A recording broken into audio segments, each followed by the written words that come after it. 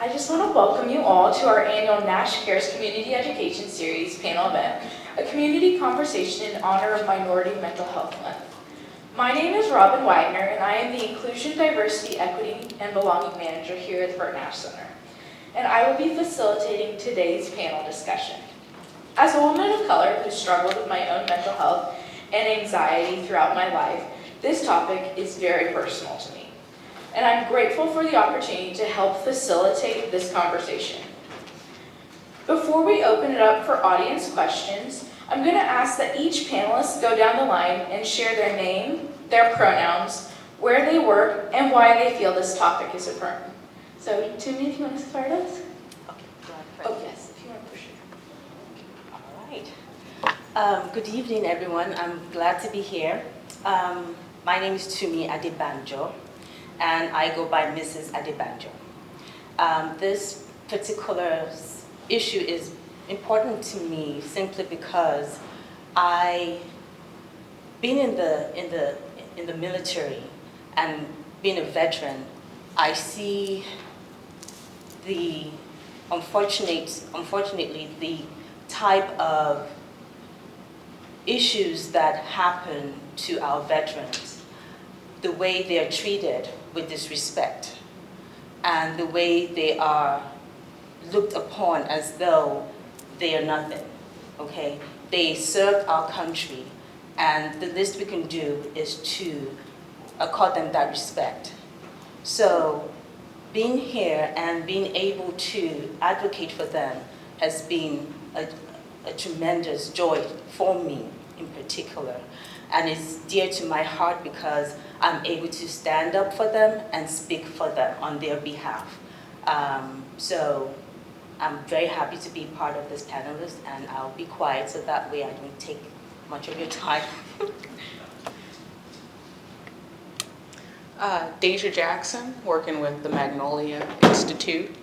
Pronoun she, her. I'd say we're probably going to, we'll definitely get into it, peeling back the layers, I think, as far as personal and professional motivations, as far as why this topic is important to myself. I'd say my personal and professional journey of why just mental health and in regard to minorities, communities of color is really important. It's because this wasn't talked about in my home. Lack of education, lack of exposure, representation. And my journey really started as a student athlete at Emporia State University, and realizing that I was having a lot of performance anxiety but didn't have the verbiage to say that. And I didn't have any interest in sports psychology in terms of trying to sharpen my performance. It was more so about how is this trickling down to holistically as far as what I'm thinking about myself, how are these, where are these thoughts coming from? Other personal experiences as far as seeing things with family members, maybe and friends, and people not being able to again verbalize, or the unwillingness to verbalize and hold accountability for those that's around. So kind of the number one significant thing for me is why this is important is education, as far as a big significance in my background is really just providing education for people to give them a better way to kind of make more informed decisions about their own journey in mental wellness. So. Good evening, everybody. My name is Chris Hughes. I use he, him pronouns. I work for the University of Kansas as our Assistant Director of Inclusive Excellence. For me, this topic is truly important because, like many of my fellow panelists have said, these aren't topics that we talk about a lot. Beyond not having the capacity or ability to talk about mental health, oftentimes as Black men, we're not given the opportunity to. I'm also was a former athlete, played at the University of Kansas as well, played football. In those spaces, those type of topics, opportunities to talk about that are not a thing. So as a person who is now, I feel as a torchbearer in those spaces, I try my best to have those conversations, give those opportunities, and try to break down the stigmas around it as much as I can.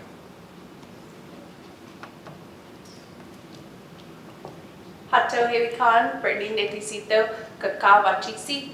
Hello, my friends and relatives. My name is Brittany Hall. Kakawachisi is my Shawnee name. I am from the Shawnee tribe, also Mexican American, and my name means horse clan, which is ones that runs around.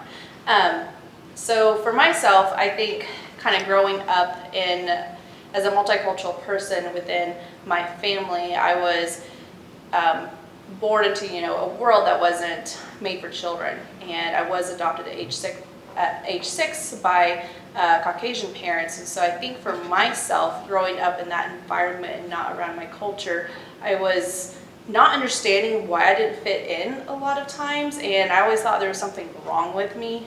But as an adult, I came to realize, in learning more about mental health, that it was also our culture and our language revitalization that needs to happen, but how does that affect our mental health?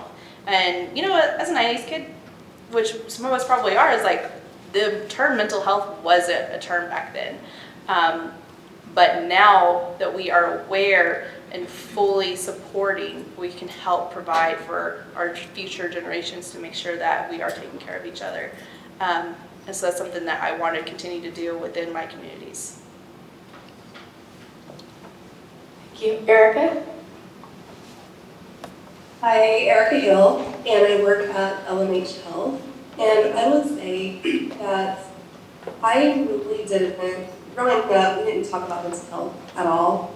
And I really didn't give it much thought until about 6 years ago when we experienced a very traumatic mental health situation with one of my best friends and her family, and then just me going through a lot of the challenges with my own family recently. So I have a new appreciation and awareness for the impact that mental health will have on not only our own individual lives, but lives of our families, etc. And so, again, we didn't talk about this a lot, so I'm still learning as I continue to experience my own mental health challenges, like with my family members and different friends and things like that.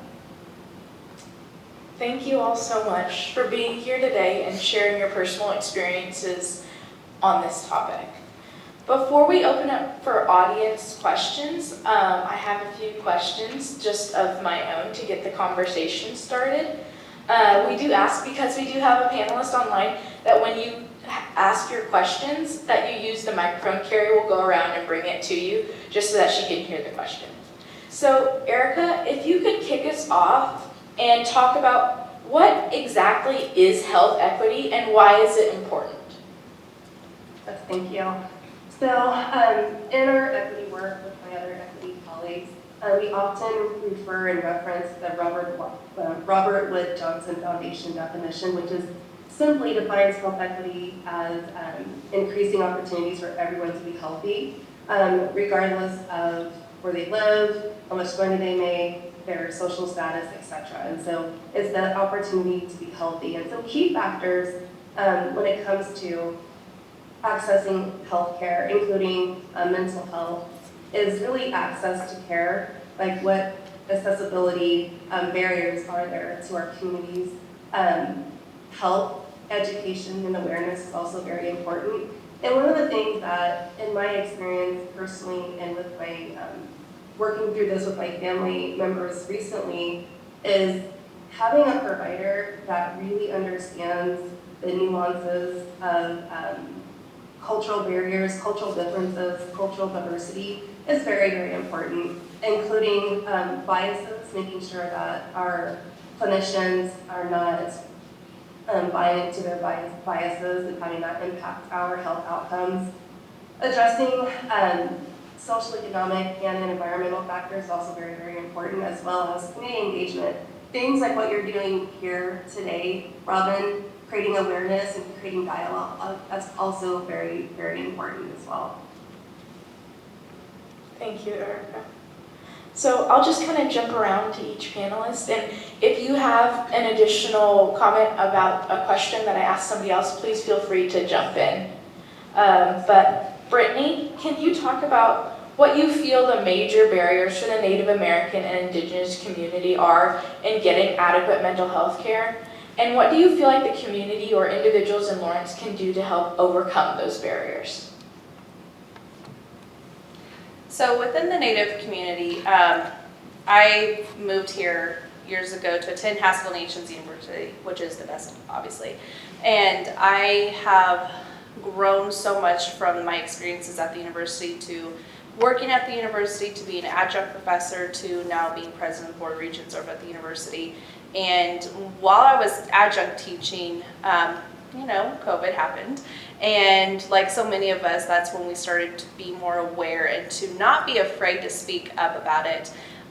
One of the projects that I did was join the mental health ad hoc committee at the university, which was of professors and adjunct professors, and we tried to really help our students create pathways, alternatives to come out of their shells, because you know how Zoom was, and I know Erica's on Zoom, but you just get to know somebody in just one little bitty box.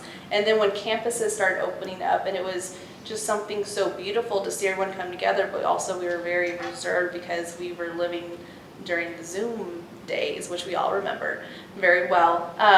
But within the Native communities, I think it's important to teach our generations that it's okay to talk about these issues that we may have or may not have, that it's okay to talk about it. I do believe strongly that having our culture does help. I know that from experience that helped me. And I'm not saying I'm a traditional person, because I'm not. Since I wasn't able to grow up with my culture, I was coming to my culture later on in life as an adult, but I wanted to put myself and try to immerse myself. And with one of my fellow Shawnee members here, we take language classes, we put those steps forward to learn about our ceremonies, and I think that's helped so many individuals within the Indigenous community to help do their whole life. And it's just something that's so beautiful, and that we want to try to teach our generations and even be role models for generations past us, before us or past us, that we want to make ourselves proud in that. I think some of the barriers is with our cultures as well. Of course, each tribe is different, if we're not aware. There are over 500 tribes within the country, and we all have different beliefs and cultures and operate differently within our family aspects, and that's something to navigate as well, and to be very mindful of that as well. But I think some of the barriers is we have services like Indian Health Services that are really great, but also sometimes with the government regulations, there are a lot of regulations. And so it could take months for something to happen. I know with ourselves and working with Bert Nash, it took a while to kind of get some of these contracts going. So being under the government is not always the most fun, because there is a lot of limitations, but if we can support each other and try to be patient, I think we can all move forward in that. Thank you. Chris, you and I have spoken in the past about mental health being stigmatized, particularly with Black men. Can you speak about why you feel that is, and what can be done to destigmatize mental health, particularly with men? Excuse me. There we go. Let me try that again. Yes. I think this stigma stems from way beyond a lot of us in this room right now. Something that comes from historical need of quote unquote men being, protectors and guiders and, household leaders. I think the common mistake that happened then that stemmed to now is you felt like to be that you couldn't tap into your emotions. You couldn't recognize and talk about your emotions. So, kind of fast forwarding now to today, it's just the same thing but tenfold. And I really feel like a lot of times the biggest way to kind of counteract these stigmas and really start to break down these walls and have these conversations that we need to have is by simply putting them in a room, giving them space to be uncomfortable in the right way. I feel like a lot of times you get people who kind of clam up because it's immediately someone almost telling someone, hey, be emotional, right? And for a lot of people who've never had that opportunity or never, tapped into that space, that's not just something that you can do.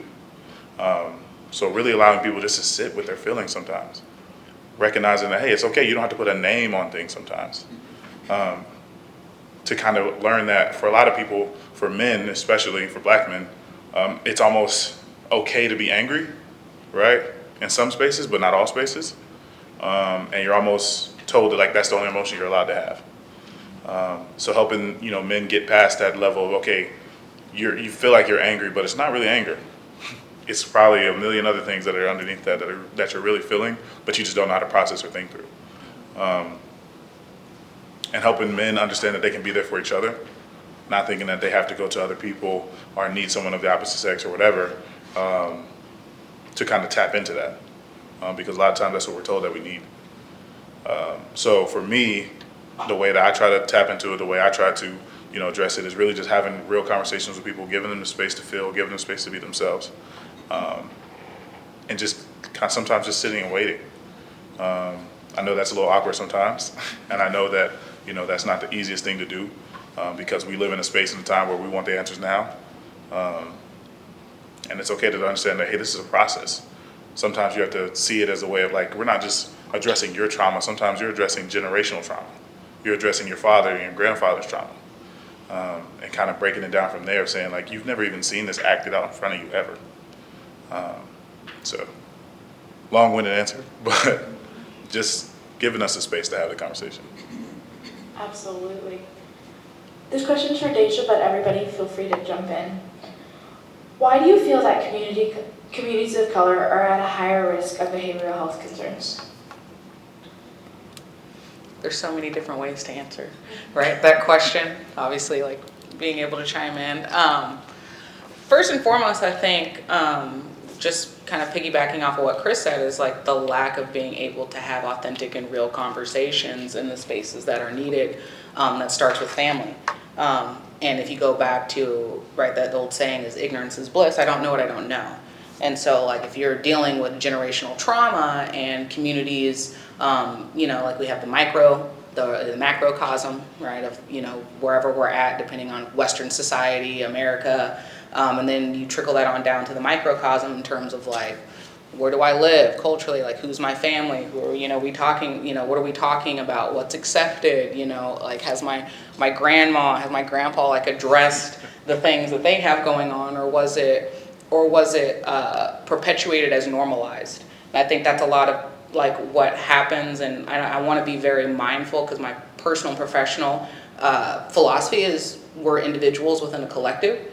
And so, at the end of the day, like, I don't know what this particular individual, like what was normalized to you, what was talked about in your home. Just because maybe this wasn't talked about in my home, I don't know if it wasn't talked about, within yours. We have different definitions of things. I think what normalized sometimes in certain, like in, communities of color is that, oh, that should just prey on it. Depending on if you come from a religious background, right? Or what are you crying for? There's nothing to be sad about. And it's just like, okay, I guess so it's a lot of invalidation and a lack of acknowledgement of what is already happening. Like you said, we talk about emotions, like you're literally an emotional person. That's a human. You don't get to disassociate from your emotions because you think you are. You're still operating from them. And so I think, just kind of that lack of verbiage, the invalidation, the lack of accountability, because that accountability also can bring up shame and guilt, and maybe enables this perception of, oh, I'm a horrible person, or family was this, or and even trying to get, when you start working through things or you have certain realizations, like it's hard because multiple things can be true. It's like I love my mom, or I love my grandma, or my sister, and whatnot, and like some of the ways they went about some things was problematic, and it's okay for me to say that. But when you think about the collective, if I start to call things out, am I going against, my people and the people that are there for me? But, like that's an example of unconditional love, to be able to call it out so you can move through it. So. Absolutely. Definitely. Toomey, in your time at Burt Nash, you've been an advocate for veterans' mental health. Can you speak specifically about the stigma mental health has within the armed forces, but particularly with service individuals of color? This is very, very interesting because, when an individual is coming out and they have situations within themselves and they're seeking for help, but then we, in turn, label them as weird, or this person is sick, then the person would not come out for help. And that, to me, is very, very unfair and disrespectful. Simply because, especially when it comes to the veterans, they're very dear to me, as I said earlier. These are men and women that fought for the country. And the way they've been treated, spoken to, you can't even begin to imagine. I advocate for them because they don't have a voice. I am that voice for them, and I take that very seriously. When someone has cancer, we don't label them that you have cancer. We provide treatment for that person, correct? So if a person that has suffered through a situation whereby a gun is pointed to them and they see their fellow brothers and sisters on the floor, and then they come back home, and then you tell them, you don't have benefits because you took the bullet out yourself, so you can be helped. You don't have PTSD, it's just in your mind. And then they tell you, you need to leave because they don't want you to stain the name.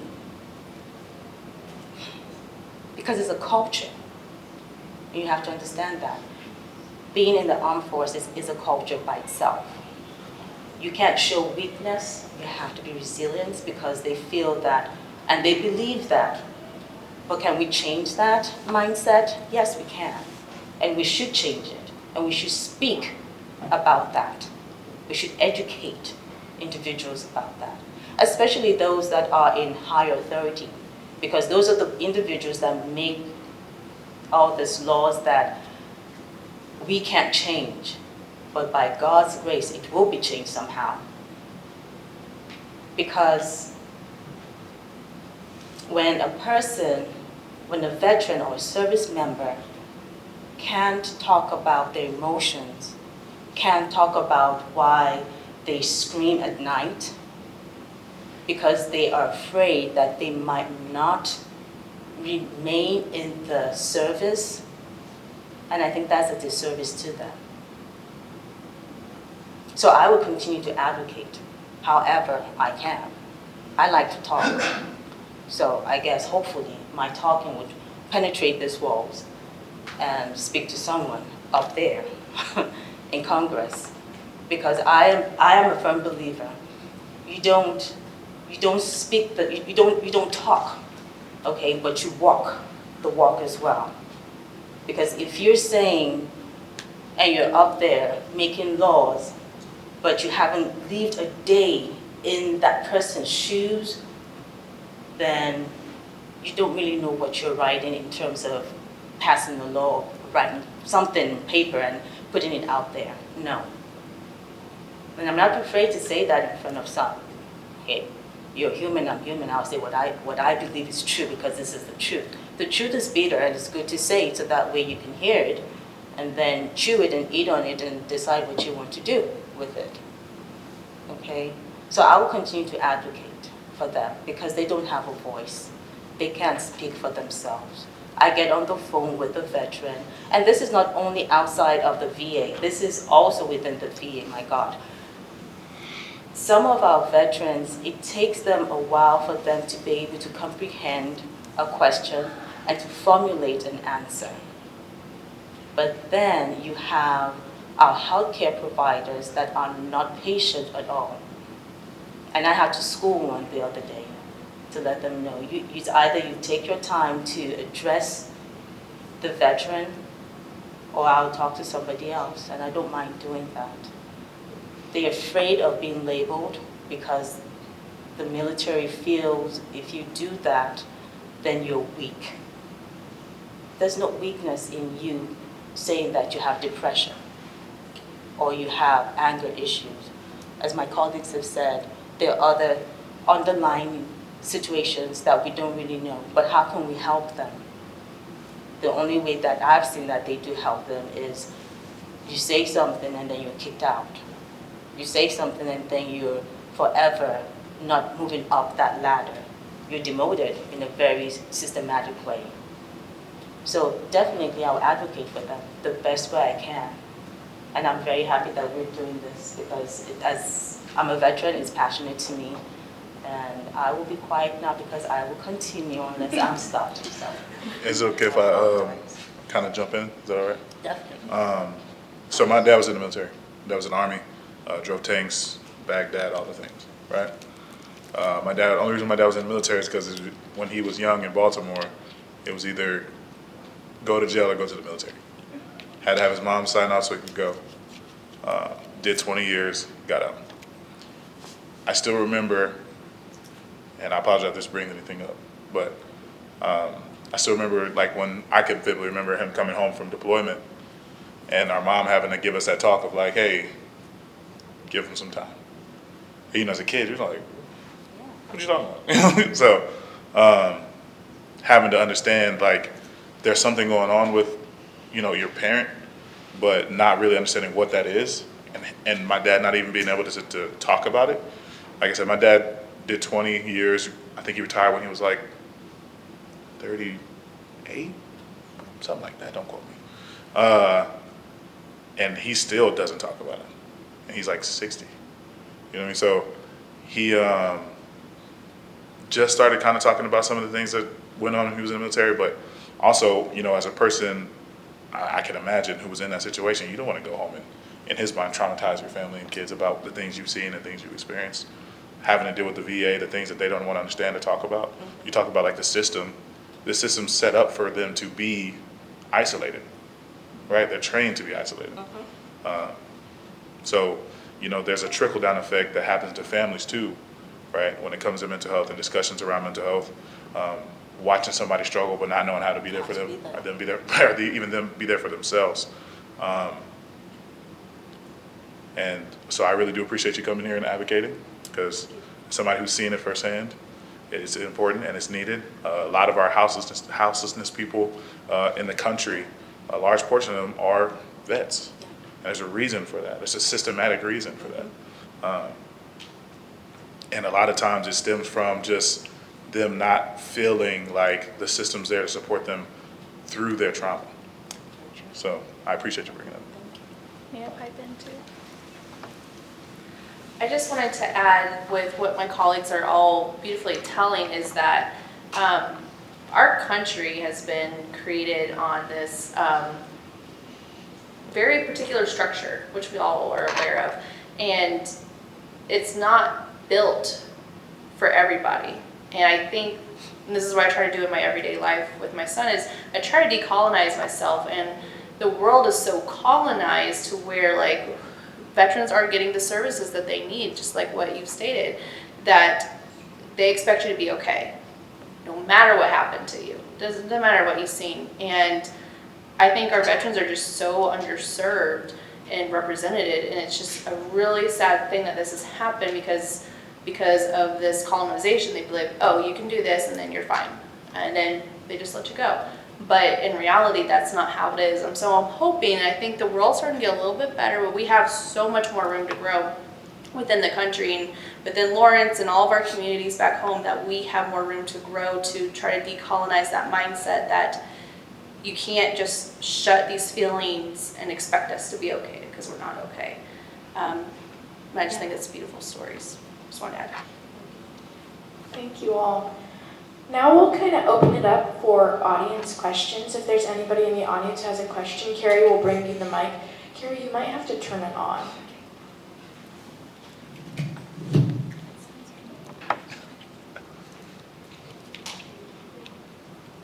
Thank you for your great comments. What I'm curious to know a little bit more about is, I heard there's a cultural obstacle, and then there's also the systems obstacle. So I'm curious to know what the relationship between those two obstacles are. Who I'll start it off. You got it. Yeah. You know, I think, so when you were talking, you know, we were talking kind of like system, like Medicaid, right, and whatnot. Culturally, you know, I don't know if y'all had heard this, you know, there's that kind of that flashy word there for a minute that was like evidence-based.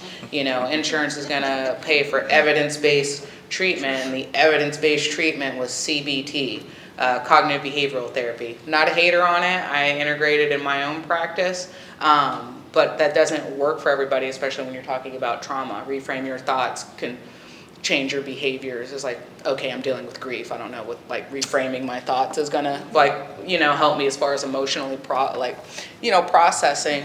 But when you're, so because I'm in private practice and I still go through insurance, but also self-pay, I have a little bit, in my own professional experience, I have more leniency in terms of like how I can actually practice, versus how I was able to practice when I was working with clients that had Medicaid. Because Medicaid at some points, and not all the time, you know, just like my personal experiences, I would be getting calls after 90 days or something I need you to validate to me, and not validate in terms of like we're collaborating on the same team, right? For the insurance company is like they're trying to find any kind of angle so you can stop seeing that person because they don't want to pay for services anymore. Like justify why you're continuing to talk to this individual. It might take a month for this person to even get comfortable with me before they want to start opening up. But when you talk about certain kinds of system issues or barriers in play, sometimes you can kind of get into that time crunch because my hands are tied as far as like what I'm able to bill with because of how I might be writing a treatment plan goal. So those aren't necessarily all the way culturally competent, because at times the system perpetuates a colonized, like in their policies and legislation. You know, even when we're talking about decolonization, we talk about multicultural counseling and educational programs. Whose multicultural counseling or theories are we talking about? Whose definition is that? Are we still using a colonized definition? The admin individuals within not only the insurance companies, but even at agencies or departments taking money, when was the last time you did an internal investigation, or at least an exploration as far as like what your policies are versus putting them on clinicians or putting them on the client, because we can only work so much within the system. So I think that definitely contributes a lot to kind of barriers in terms of how the system butts heads with trying to be, you know, culturally mindful and competent in that. I'll jump. Erica, sorry, go ahead. No, go ahead. Okay. So I'd like to chime in on that question as well. It's a really, really good question. I will say for me personally, I really related to the conversation about our veterans. My dad is a Vietnam vet, and they were not treated the best when they came back home after serving. And my dad still won't talk about what he experienced during that time in Vietnam. And I don't know if I've learned just from him. He's a great dad. But I don't know if I've learned from him to like kind of stuff my feelings. And I do think from a cultural perspective, I was a single mom for over 13 years. And with being a single mom, I really didn't have the privilege of being able to live in my feelings, because I felt like the weight of the world was on my shoulders. And so I really, even having these conversations, I'm a little uncomfortable with, oh my gosh, I'm talking about my feelings. And so I'm not super comfortable with that, but I'm glad I was invited to this conversation. And when it comes to the system perspective, a lot of times when you look at historical context, we don't have a great history of people of color being treated fairly by the healthcare industry. And so sometimes there could be some mistrust within our community with receiving healthcare services from providers, especially if the providers are not mirroring or reflecting the races or the different demographics of the underserved. And so I think that is also a factor as well when you talk about cultural nuances as well as in the connection to the system. And I'll kind of, excuse me, I'll kind of add in on that as well, because just more specifically talking through the space of military and Black women, our systems aren't set up to support them in a space to even believe the things that they're saying. I mean, I don't know the exact stat, but whatever the statistic is, women are commonly misdiagnosed. Their pain is never taken seriously. So those things can trickle down into a lot of different spaces and areas, right? You asked about culture and systems.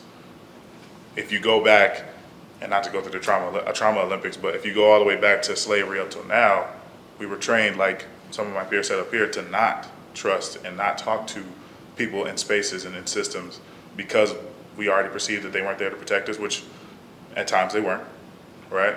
And then when you go back to the culture part of our families, they're not set up because we were trained and had all this trauma that we had to deal with and told to be tough. If I can't talk to my family and I can't trust the system I'm supposed to go to get help, how am I supposed to take care of myself? Right? So then you go to another space. If you take it a step further, there's some spaces now where the answer to your mental health issues is just, hey, we're gonna give you some medication. Hey, just take these, you'll feel fine. Oh, that's too much? You'll be all right, just keep taking them. That's not enough? It's all right, just keep taking them.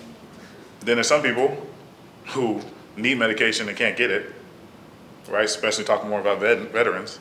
They're like, no, you just need to go talk to somebody. And they're like, no, I think I might benefit from some other options or opportunities.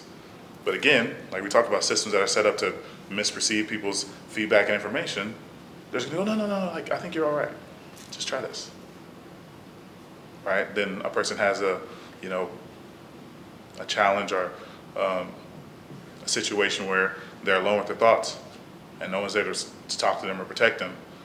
And then we have reactionary things, right? There's history in that. There's real trauma in that. Scientifically, trauma is passed down through DNA. Sometimes we have distrusted spaces and we don't even really know why. So when we talk about all these things and you talk and you ask about, hey, take a step forward and just put your best foot forward and have a step of faith, that's a little hard. It's a little hard to really be that trusting. And if you move it even further to a space that I'm more, able to talk more about as an athlete, you're literally told those spaces aren't designed to care about your mental health at all. You're here to entertain, you're here to perform. Why are we talking about your mental health? That's not why you're here. You're in the military. You're here to protect and serve. Why are we talking about your mental health? It's supposed to be strong. It's supposed to be. It's supposed to be strong. You're supposed to perform. You're supposed to take all that other stuff. That's not the time right now. I remember it was still to this day, and I hate to say it out loud, but it's a common term when you go into different spaces, especially athletics. Hey, leave all the other stuff at the door. We're here to play ball. We're here to do whatever our task is. Everybody can say it, but that's not necessarily as easy as it sounds. Of course, you can tell me, hey, leave the fact that, you have stuff going on at home at the door and go play a game. You can ask me to. But then all of a sudden, when a guy's not performing or somebody's not, producing at a level that you want them to, all of a sudden now it's, hey, you're not focused. Hey, what's going on? Are you crazy? Are you crazy? Right?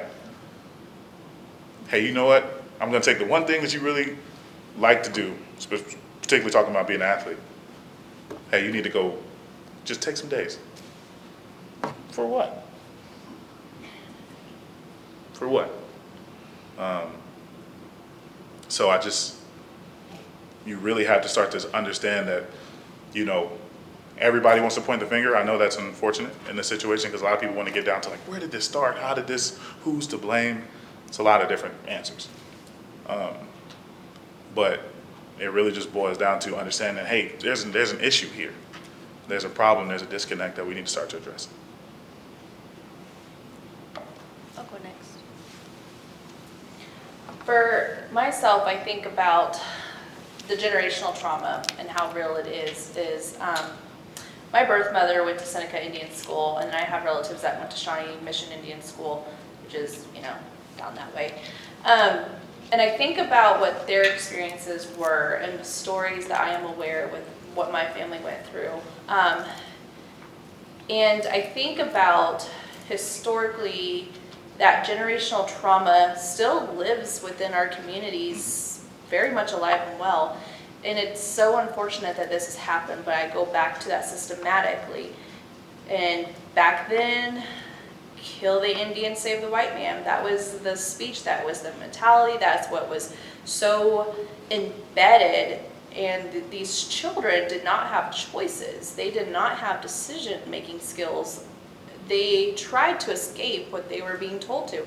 And Hal Haskell was even started as well. In all of those stories, it was just, we were expected to do something, and you didn't have your feelings. We couldn't be validated. We couldn't be heard. We had no choice. And that's how it was. And to see that passed down generation by generation, and those traumas go into alcohol addiction and drug addiction within our families, and how do we break those circles? And it doesn't happen all the time, but when the circle is broken, it's a beautiful thing. And that's something I'm proud to say that I've done with myself and my son, is that the traumas I have, he won't grow up having, because I did break those cycles from what I came from. And it's not just indigenous communities, it's Black communities, it's Mexican communities. I see it also with my boys, not my boys particularly, but some of my boys or the other multicultural group of students at KU. And I see that within themselves, and to see how hard all of these students and these young people work to help break some of those cycles, to go to school, to get their education because they want to do better, because they want better than what their parents had. And that's, as parents, that's what we want for ourselves too, is we want our children to have better than what we had.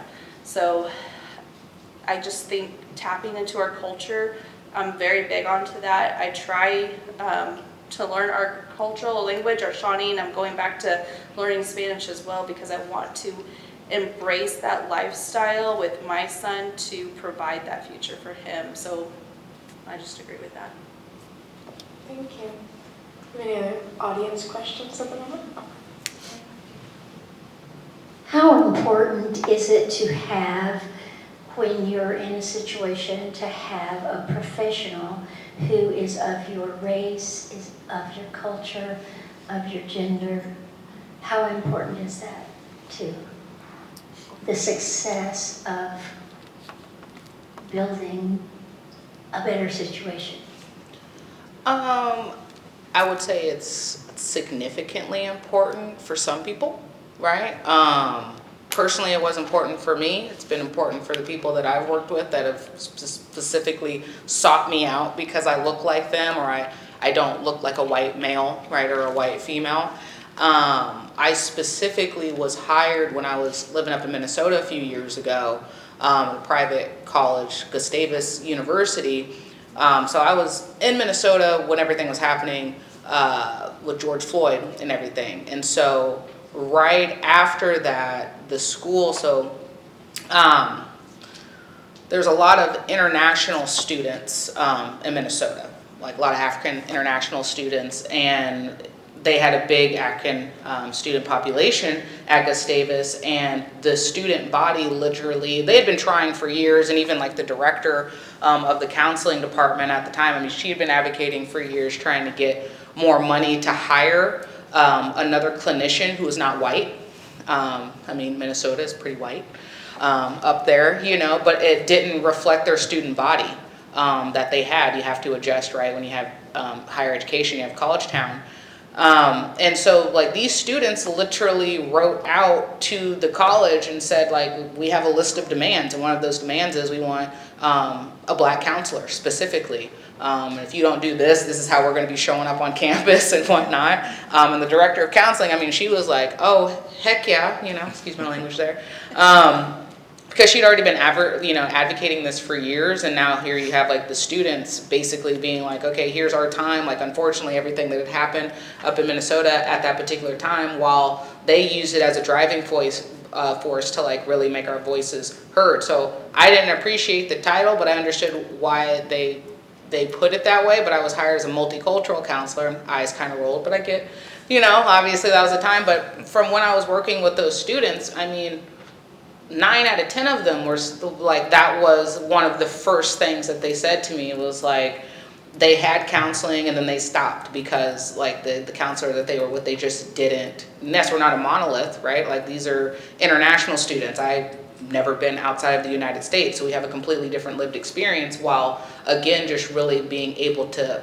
empathize in a different kind of way than what their experience was with a white clinician or somebody who just didn't look like them, was very challenging in a way, because part of counseling and therapy, the work is, you know, like I always tell my people, like, a lot of times you're probably going to leave here feeling worse than you did coming in, and that means I'm doing a good job.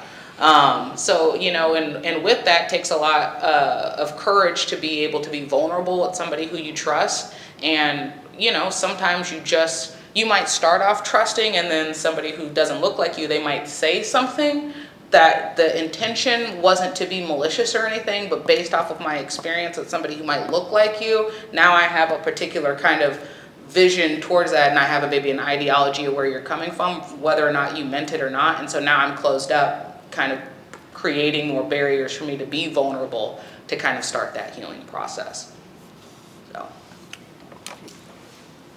So for veterans, one thing that I come to understand is when they come to our center, I would say it's a joy for them to know that I'm also a veteran. And so that eases the process for them, because they know that we speak the same language. If you're not a veteran, there's certain things that you can say to another veteran. You can't say certain things, you can't joke. But when I'm talking to them, it's like we have this joke that we make, and then they laugh, they smile. And so that makes them comfortable. But then if it's somebody else, you just see them just tighten up, and it's like, so there's that education aspect also that we are learning at the center. But it gives that opportunity for our veterans to be comfortable when they come in, because they know that they have somebody also that is a veteran and that they can trust. Now, that doesn't mean that they're going to be open, but there's that opening for them to be able to talk to me, because they know that I'm there as a mediator between them and whomsoever they're going to be seeing down the line. This is Erica, if I may. I can't speak, I don't want to interrupt anybody. Can I jump in? Yeah, absolutely. Okay, so I'm not a clinician. I will speak from a consumer perspective as a healthcare and mental health consumer. It's important, and research also suggests, and there is a strong correlation between having a clinician that looks like you. And I will just say I have a Black primary care physician, and there's just a sense of kind of let your hair down, so to speak. There's some things that I don't have to say, and she just understands. You know, we talk about hair when I'm going there sometimes, so it's just having those conversations where I don't have to be on edge and just know, like, she gets me, I'm good. And I can't speak enough about how, just reassuring, not the right word, but that is when I'm receiving care, to know that they get me without even having to say certain things, because they just understand it.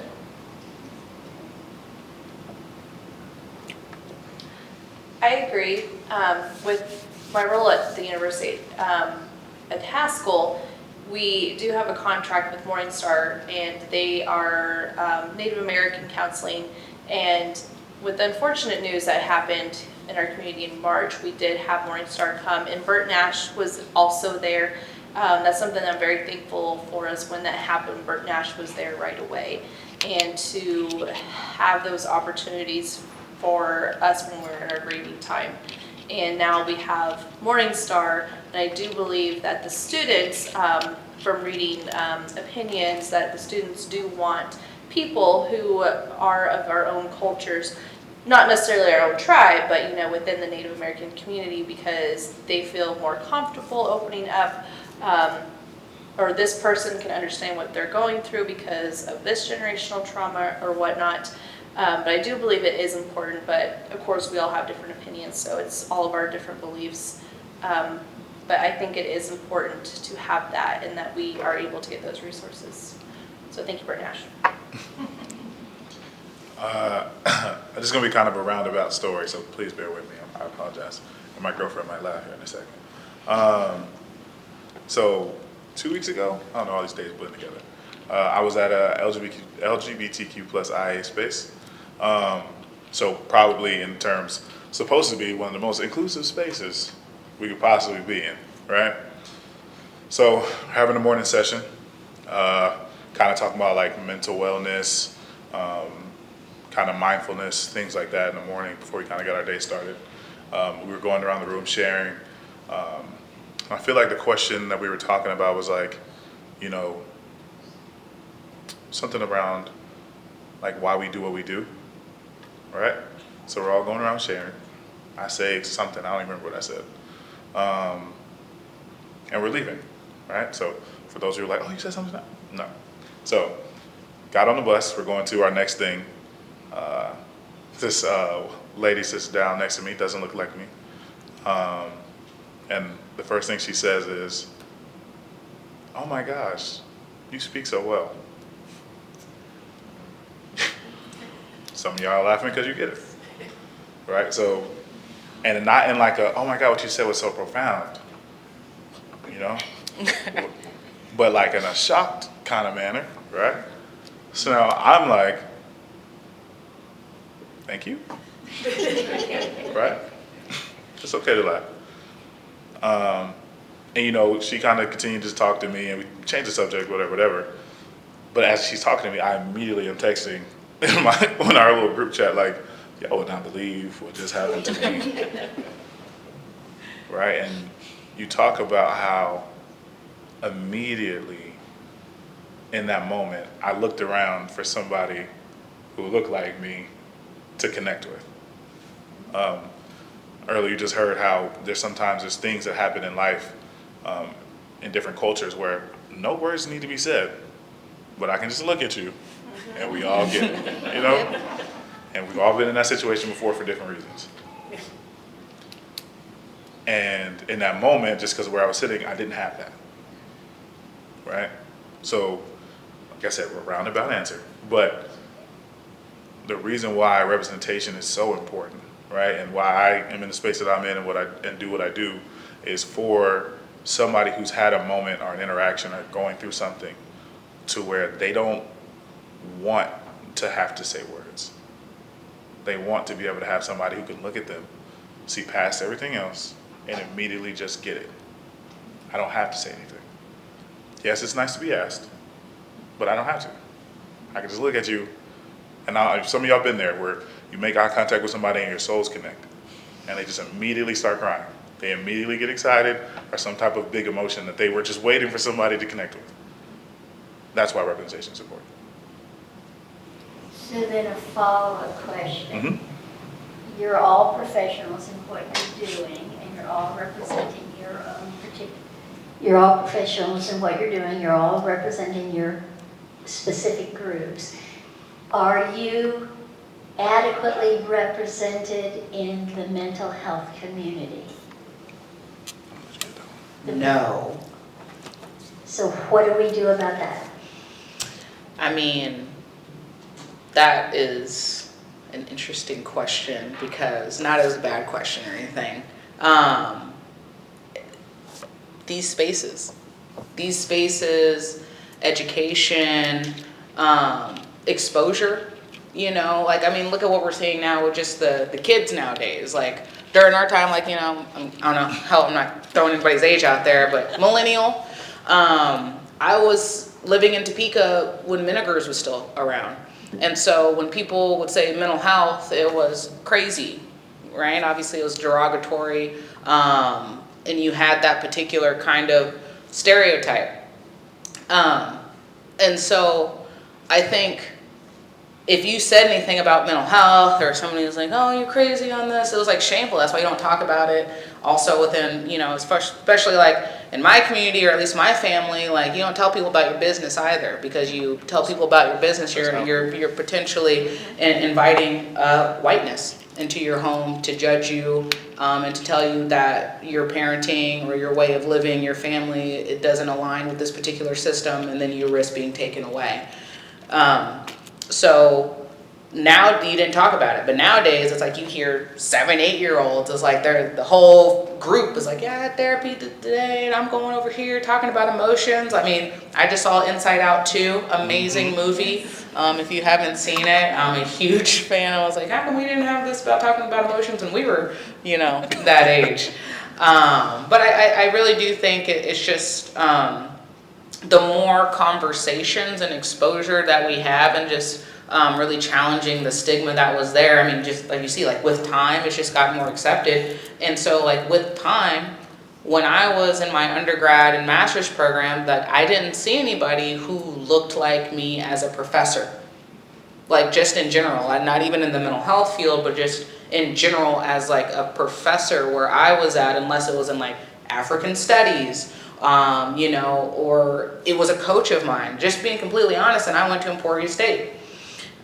So that wasn't something that I like going and getting into a doctorate school, being a mental health counselor. Like, what is mental health? Like therapy, like that's not for Black and brown folks, because I didn't see anybody like us. So I think now that because you have more representation, you have more undergrads, you have more teens, more kids, just in general, more families being willing to talk about these things. So now in my family, we have 2 therapists. And we got another family of mine who was like, super happy that she's all, prescribed medication that should have been prescribed decades ago. And we're like, yay, pop off, take another one. Because, that should have been the reality. But, right, you have more of these conversations. It's just natural that you're going to have more explosion and just like people that look like us and representing in our own specific communities, like being willing to even get into the field.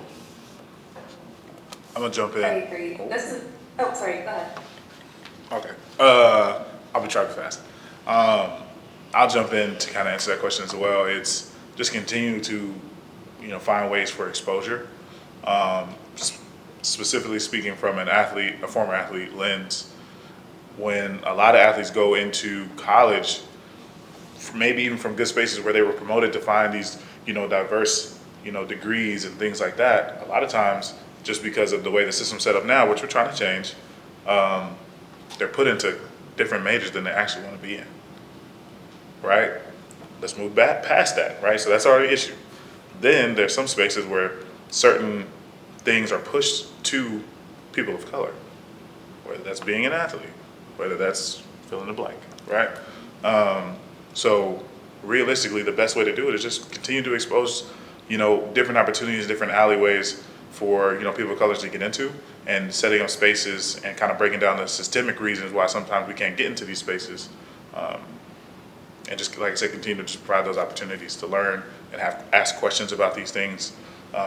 Like you said, there's a lot of stigma around mental health, so if I'm not understanding mental health, why would I get into it, right? Mm-hmm. For some reason, that's the reason. For some people, that's the reason they get into it. So yeah. Erica, you want to go? Yes, thank you. I completely agree about exposure, and so I don't know how many of you are aware of the mentorship program we have at LMH. Is a partnership with our school district, and what it does, it connects students in our community, primarily students of color, in our community, to adults that are in their profession that they may have an interest in, and it allows them to just explore what healthcare has to offer, and it's a paid mentorship.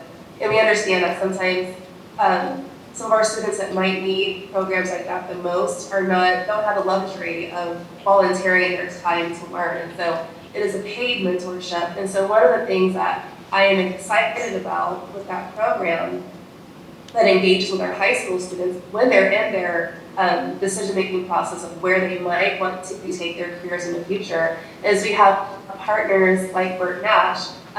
Shout out to Robin, thank you so much for coordinating that on your side, that spends an entire day with our students, exposing them to different clinicians in the mental health industry to really just show what opportunities there are on that side of the shop as well. So I'm a huge advocate for mentorship, and so if we had more organizations that were willing to just walk alongside our students, we could naturally increase representation. I will say that we are in our 6th year this mentorship program with our high schools. And LMH, we've hired a number of our students to work at LMH while they're going, and some are, continuing to go on with their post-secondary school. They're, getting their degree and they're still working at LMH, and some just wanted to enter the workforce. And so through mentorship and exposure, so I 100% agree with my panelist colleagues. To answer your question, for me, no, I am not an expert, but I always feel that we are always lifelong learners, and this is mental health is something I'm still learning about, going through myself and advocating for, and that's advocating for my boys at KU, so I am advisor for Phi Iota Alpha at KU, and making sure that their needs are met and making sure that they're taken care of, but then also the students at Haskell and being part of leadership at the university is making sure that we have services to take care of our students for all of their needs, and that's something I want to always continue to do moving forward as well, and just within our school systems with my son Mateo going to Hillcrest and making sure that he's taken care of, because sometimes we do go through traumatic events like losing family members, and so making sure that we are talking to our young children about their feelings, and that it is okay to talk about their feelings, or if they're just crying or having a bad day and we don't know why, it's okay, just let them cry, because we need to cry sometimes, so let's just get it out. I feel like we can always keep growing and learning, and we're just, my colleagues and I, we're just in different realms of aspect of mental health that we're all advocating and supporting, so I think it's great. I think for me to answering that question that you asked is continue to advocate the best way I can and to have an open mind, hopefully that others will also have an open mind to what we're discussing. Because when your mind is closed up, then you can't receive anything. And knowledge is power. And finding that knowledge would enable you to grow. So for me, like my colleagues have also said, is just having more of this discussion going on, and whenever I have the opportunity to be in a group, I'll talk, so that way I get my voice heard and let the situation be voiced out. So it's open mind, education, and having more of this forums. Just to also add on that too, because I just thought about it, there's also extreme responsibility for administrators, supervisors, organization departments, because one thing's for sure, we don't have the shoulder space or the weight or the emotional bearings rather to take it all on. And so yeah, representation does matter, while at the same time, I have my own triggers and my own traumas as well. And when I'm working with something so closely potentially related to my own personal experience, I need somebody to check on me. I need it to not also be, well, you're the expert because you have it. Like, tell me what you think. We need some support too. So being able to ask questions, and just because we are that representation or we are that face doesn't mean that we have all the answers, nor do we want all the questions guided to us. So just want to make that plug as well. Yeah. Do you have any more audience questions at the moment? Okay, I had a couple submitted to me. So the first one is, what is the best way to find clinicians of color for both children and adults in our community?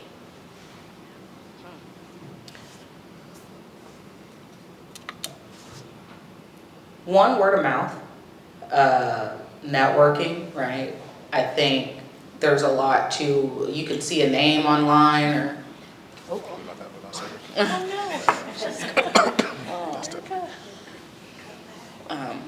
yeah, so you can see a name online, but it does hit different when you might know somebody who has seen a certain clinician, right? Or like know somebody who you trust, or know somebody who can give you a certain recommendation. So like word of mouth, I'd say I always tell like my peeps, as far as like how you can find me and maybe some other, individuals, unless you're going like directly obviously to like the Burt Nash like website or something, is Psychology Today. You know, you can literally plug that in, the location, type in your insurance information, you know, if LGBTQ, you know, alliance, affirmative, BIPOC counselor, like you can literally like put in these filters, and depending on like how maybe we've marked them on our own profiles, you might be able to find us through that avenue and word of mouth, but I don't know how anybody else kind of like goes through, you know, how people find y'all. Okay, the next audience member question is, my daughter is biracial and really struggling emotionally to feel a sense of belonging that fits her identity. What is the best thing I can do to support her as she transitions to high school?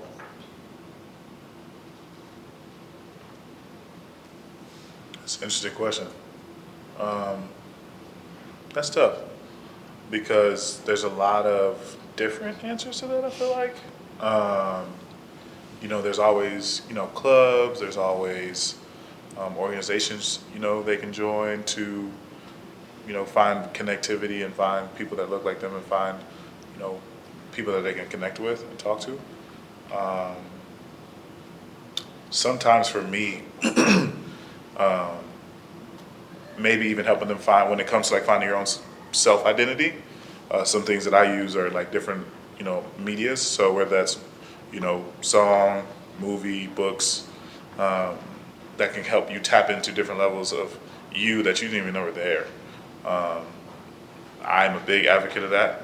I love music, I love movies, I love literature, because sometimes when we're in a space where we can't fully process or think through what we're feeling, those things can really pull that out of us, and kind of help guide us into a space where we feel a little more comfortable to talk to somebody. I can tell you how many times I've seen a movie and then after, like just, for example, I just flew back from DC a couple days ago. I watched Iron Claw on the plane. If you haven't watched it, watch it, but just know there's a lot of emotions attached to it. So just be in a space to be able to, you know, receive that. But for me, I even came home and told everybody that I you know, saw about it. I was like, there was a lot of emotion in that I was not ready for. So yeah, maybe just doing that. And there's a lot of way to connect with people when you do that too. Erica, if I can jump in, I agree with that. Finding your circle is important. I will share a little bit of a personal story I don't really talk about very much. I'm not biracial. However, I did grow up in Hutchinson, Kansas, and I would say I was Black population, I believe, is at the time probably 0.9%. I think I was related to at least half of that 0.9%. So not a lot of Black people in my community. And so when I didn't quite relate to a lot of the Black people for some reasons. I was told, oh, you're too white. You sound too white, you act too white. And then with the white colleagues or white peers, oh, you're too Black. And so it was always this weird dance for me. And I had to, and I still struggle with that sometimes with how I talk and different things like that. To me, that's just ignorance for people who make those references or comparisons. But I had to learn how to be comfortable within myself and find like my own inner strength. It's not easy to do, but finding people that you can relate with, that's really important. Finding your circle is also very important too. I would just encourage that the parents should always be there. And I'm not saying that you're not there, whoever wrote the question, because you might not necessarily find, your child might not find somebody in school that would be supportive, but the parents should be there to comfort, to have a shoulder that the child can cry on, and like what my colleague just said, be comfortable in who you are, because you can't change it, and you should never want to change it. It should not be a discussion at all. You are who you are, and you should be proud of that, and you should wear it well. And I say that because I was born in California, moved to Nigeria, so I have my accent, and I'm not changing it for nothing. I love my accent, and I'm proud of it. But coming back to the state was tough. But I'm not changing for no one. You accept me or you don't accept me. But I'll still be who I am. And so that's something that should be given to this particular child. You know, be proud of who you are. You're not going to get a cheerleader, you're not going to get someone that's going to give you a high five. But if you know who you are, you're comfortable in your skin, then sky is not the limit, you're going to soar. So you need to help your child develop their confidence in who they are. I think advocating for children is, you know, as a parent, we're always going to do that. And I think it's great that you're seeing what's happening and that you want to help your child. And children are just so young, and their minds are just so good. But I think reaching out to families, if you have family, but also local communities. I have a school friend of my son. They adopted a young child who's Vietnamese, and they made the decision. We just saw them at the play date the other day. They made the decision to move closer to their family, but also in Kansas City there is a higher population of a Vietnamese community, and so that's something that they've done their research on, and that they're happy that their child can have those opportunities. I think finding that is a great thing, and just doing some research, and also, yeah, word of mouth is also a good one. And trying to make sure it doesn't happen within our families, and even with our communities, we have those struggles. I was having a conversation with my son the other day. He looks exactly like me, but he came out lighter than I am. And, you know, genetics are super fun. And we were having a conversation of it's summer, we got to put on sunscreen, we're getting darker. And, you know, he said, well, Mom, I don't want to get darker. I'm like, what do you mean you don't want to get darker? You know, it's summer, it's going to happen. You're going to get, you know, your farmer's tan and everything. And he's like, well, I want to stay light. And I'm like, well, you're beautiful the way you are, but if you get darker, that's still beautiful too, because that's who you are. And you have, you know, your brown skin is just in your freckles. It's not the whole pigment of your body. And so trying to explain that to a 6-year-old about color and race and being multicultural it's an interesting conversation, but just trying to let them be themselves. Yeah, agree with everybody. It's like just conversations and assurance, even if it doesn't come from parents, mentors, adult figures, and really trying to, ask about her individual experience. You know, kiddos, like, they're gonna talk. But, like, and I had the same thing, of like, I grew up in Topeka, but, it's like predominantly white. I have always been a person that's walked on my own kind of plane. So that kid that was into X Games, rock music, so family telling me, oh, you're white, and then, black friends being like, you are white. And then my white friends being like, you're a little too black though, I don't know. But I mean, a big one for me, mentor, huge role model was my grandmother. I mean, like, yeah, she grew up listening to the Beatles. So she very much accepted me, made it a point when, like, I was in Girl Scouts, to ask me, I didn't know why she was asking me questions, of like, how are the other girls treating you here? Like, what's your experience? Like, are they saying anything, about your hair? And I don't know why she was asking me those questions, but she was just asking me about my experience while also being very careful not to label them for me, and me just talk through that. And to also plant another seed, because talking about experiences are extremely important. If any of y'all know any currently enrolled Black female student athletes, send them my way who might want to participate in a dissertation study about the experiences of Black female student athletes. So we gotta start talking about it, having these conversations. Let me know what your individual experience is, but also like representation too, of like being more exposed to like folks that look like you, but also, in your own way, being able to, express to that kiddo that all folk ain't kinfolk. Just because people look like you does not mean that they align with you, that they don't have similar interests.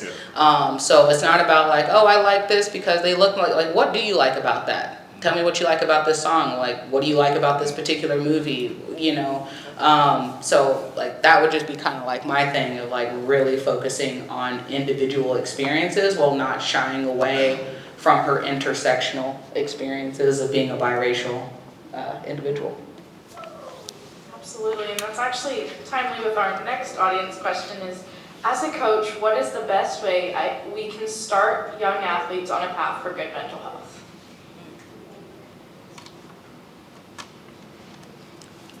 I would say give them the space to feel. Changing our language and our verbiage, I think, is probably one of the most important ones. Understanding that there's still ways to get to a level of, you know, toughness or, you know, resiliency without traumatizing people, without creating a person that feels like, oh, I have to be this way all the time, right? Helping athletes learn that there are spaces where you're going to have to go to a place to do what you need to do, right? But that doesn't mean that's every space, all right? Speaking from a football player, a lot of times when athletes are done, football players are done, they go through this identity crisis. And it shows up in a multitude of ways of, well, I don't really know, you know, I had to be this way when I was an athlete. And now I'm not an athlete anymore, and I still feel like I need to be that way. I still feel like I can't, you know, show up and be my full self because this is all I knew. Helping them understand that there's different levels to them and giving them opportunities to explore that as a coach is really important. Helping them understand when they have off days or break days, putting in verbiage of like, hey, check in on yourself. When you're getting warmed up for the day, checking in with players. Understanding that there are such thing as, you know, taking, you know, days to just be with yourself and be with your emotions. I know that's difficult sometimes, and I had some coaches when I got to college that introduced like yoga. Crazy, right? I was the first time I ever experienced it. I was like, what? Yoga? What are we doing? As a person who used to struggle to sleep, and doing yoga one time, and we're in like, I think we were in like the dead man's pose. I don't remember all the names. Okay, but y'all know what I'm talking about. And I was asleep in like 5 minutes. And I woke up and I was like, yo, what just happened? Because there's a level of comfortability that we haven't been able to find yet in peace in our minds. Just allowing players to explore that. Allowing them to have the space to come to you and say, I'm going through something, you know? That's probably the best answer I can give you. Just allowing the players to speak their truth and accepting that. I feel like sometimes you get the blanketed, how are you? And everybody says, I'm good. Really digging and nobody, okay, yeah, great. But no, for real, how are you? A lot of times when I'm interacting with athletes, I ask them twice, every time. And they're like, okay, fine, I'll tell you. But, you know, you have to dig sometimes. And it's okay, and you always want to try to respect boundaries, but sometimes an athlete or, you know, a player needs you to push in the healthy ways to really open up and feel comfortable enough to tell you the thing that they might have never told anybody. But yeah.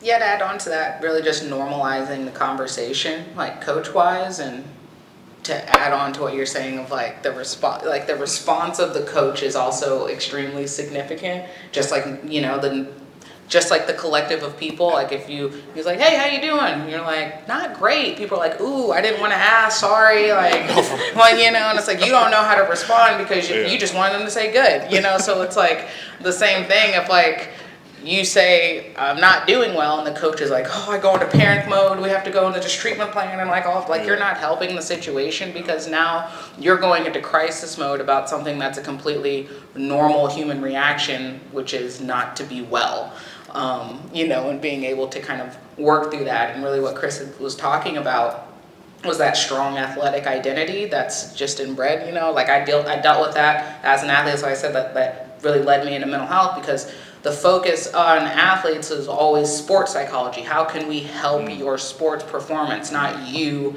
as the person? And actually you see a lot more that's been, I think it started back in 2019 or 20, around there, where higher education has actually started putting an emphasis on mental wellness for student athletes specifically. They actually have departments for it. The NCAA actually has like a mental health task force that's dedicated to student athletes, because it's starting to become more normalized, because people are having more conversations. You have more prominent athletes, like we have more elite athletes and whatnot, like they're talking about it. Like sometimes young folks, they're not going to listen to people like us or even listen to coaches, but until they see somebody like on the screen, like, oh, what, LeBron went through that? Okay, like I can talk about my sadness too. That's just, kind of what it was. Or, oh, Kyrie missed a whole season, because he was going through some things. And it's like, it just, the more that they see it, again, coaches could normalize it. It's okay to not be okay. I think everybody's like, oh, we want to be happy. Hell, me too. I mean, that's ideal, but that's just not the human condition. Like, it's an ebb and flow of everything. We don't get to decide which side of the lake we're on today. This is just where we're at. We're how we swimming. So again, just to reemphasize, just as the exposure and normalization, especially from those at the top, coaches, athletic trainers, professors, and everybody. Wow. Thank you all so much. This kind of wraps us up to the end of our time. I just want to say thank you again for all taking the time to be here as a panelist and share your personal experiences. Before we go, Patrick Schmitz, the CEO of Bert Nash, just has a few closing words.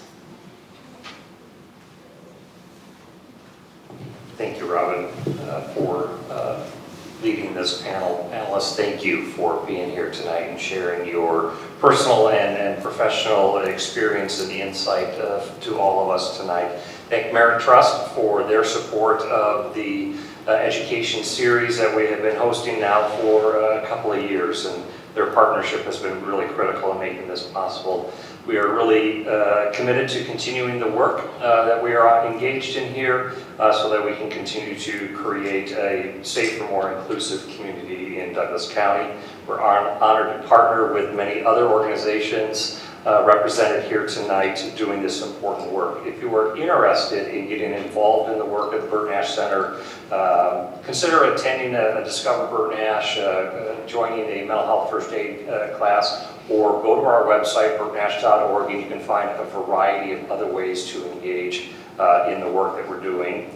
The next installment of the Community Education Series will be in February of 2025, and we will be recognizing and honoring Black History Month during that series. So thanks again, panelists. Thank all of you for attending. Travel home safe.